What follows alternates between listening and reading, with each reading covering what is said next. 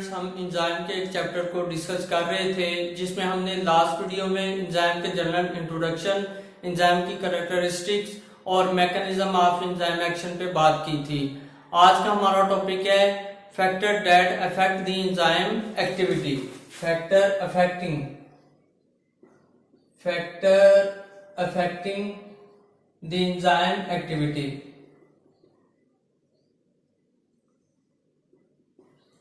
इस लेक्चर में हम पढ़ेंगे कि एंजाइम एक्टिविटी पे असरअंदाज होने वाले अवामल कौन से हैं और इन फैक्टर से एंजाइम एक्टिविटी पे क्या असरात पड़ते हैं। तो एंजाइम क्या है? एक प्रोटीन है जो कि किसी भी बायोकेमिकल रिएक्शन को कैटेलाइज करने के लिए, एक्सेलरेट करने के लिए इंपॉर्टेंट रोल प्ले करती हैं। और लिविंग ऑर्गेनिज्म में एंजाइम एक्टिविटी को स्टॉप करने के लिए या अफेक्ट करने के लिए 4 मेजर टाइप के फैक्टर्स हैं, जिसमें सबसे पहला है एंजाइम कंसंट्रेशन। एंजाइम कंसंट्रेशन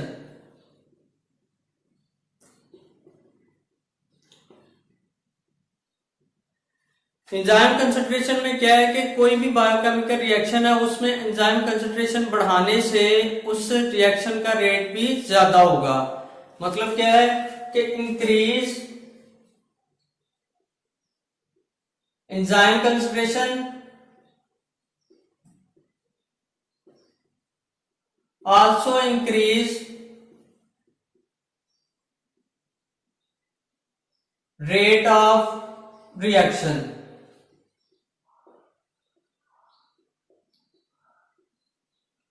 किसी भी बायोकेमिकल रिएक्शन का एंजाइम कंसंट्रेशन बढ़ाने से रेट इसलिए बढ़ता है क्योंकि एंजाइम में एक्टिव साइट होती हैं जो कि सबस्ट्रेट के साथ अटैच होंगी। अगर ज्यादा से ज्यादा एंजाइम होंगे तो ज्यादा एक्टिव साइट सबस्ट्रेट के साथ अटैच होके उसको प्रोडक्ट में चेंज करेंगी और इस वजह से जो रिएक्शन का रेट है एंजाइम कंसंट्रेशन बढ़ाने से ज्यादा होता है। उसके बाद सेकंड पे आता है सबस्ट्रेट कंसंट्रेशन। सबस्ट्रेट कंसंट्रेशन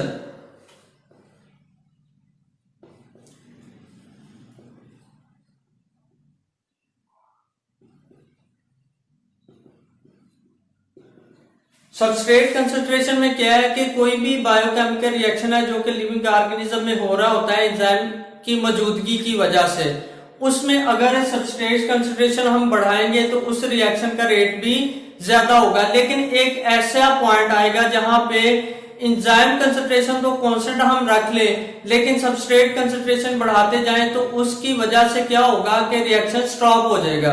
उसकी रीजन क्या होती है कि सबस्ट्रेट तो ज्यादा होंगे तो ये एक्टिव साइट के साथ, एंजाइम के एक्टिव के साइट के साथ अटैच नहीं हो पाते, जिसकी वजह से रिएक्शन स्टॉप हो जाता है या एंजाइम काम नहीं करते। Increase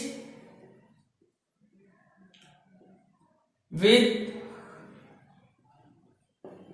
increase the substrate concentration।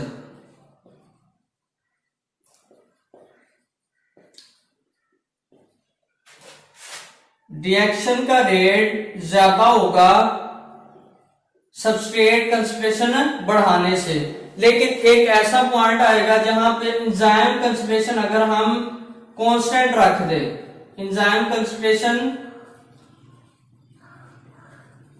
is constant,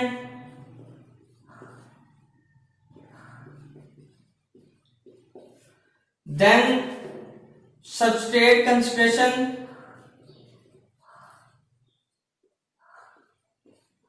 does not increase the rate of reaction, increase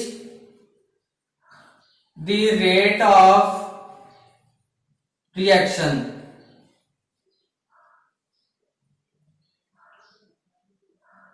उसके बाद थर्ड पे आता है टेम्परेचर। थर्ड पे जो एंजाइम एक्टिविटी पे असरअंदाज होने वाला फैक्टर है वो है टेम्परेचर।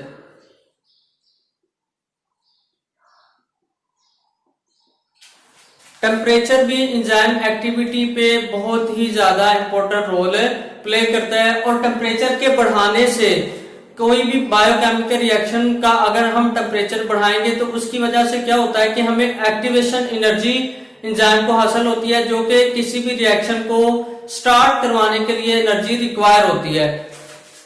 इंक्रीज टेम्परेचर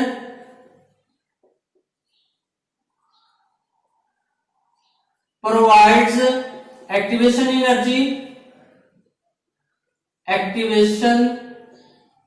एनर्जी जो कि किसी भी बायोकेमिकल रिएक्शन को स्टार्ट करवाने के लिए ये एनर्जी रिक्वायर होती है। लेकिन एंजाइम एक स्पेसिफिक टेम्परेचर पे लिविंग ऑर्गेनिज्म में काम करते हैं मैक्सिमली, और उस टेम्परेचर को हम ऑप्टिमम टेम्परेचर कहते हैं। ऑप्टिमम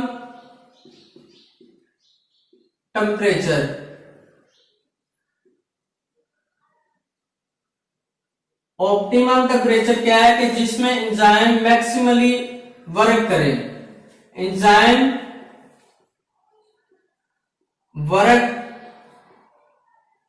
मैक्सिमम, ऐसा टेम्परेचर जिसमें एंजाइम मैक्सिमम वर्क कर रहे हैं लिविंग ऑर्गेनिज्म में, उसको हम ऑप्टिमम टेम्परेचर कहते हैं। अगर हम ह्यूमन की बात करें तो इसका ऑप्टिमम टेम्परेचर 37 डिग्री सेल्सियस है, और ह्यूमन में जितने भी एंजाइम काम करते हैं वो 37 डिग्री सेल्सियस के राउंड अबाउट ही अपना काम या अपना फंक्शन परफॉर्म करते हैं। उसके बाद नेक्स्ट पे आता है पीएच वैल्यू। पीएच वैल्यू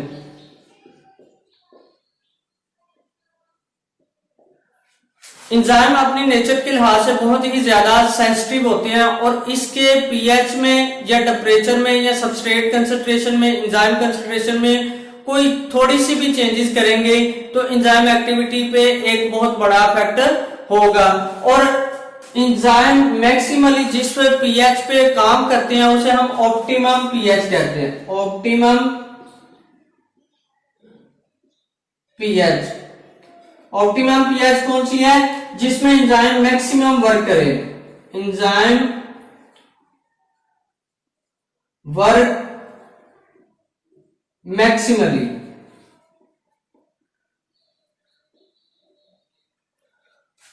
और अगर इस पीएच में थोड़ा सा चेंजेस आएंगे तो क्या होगा कि एंजाइम में मौजूद जो अमाइनो एसिड है उसकी आयोनाइजेशन पे इफेक्ट होगा।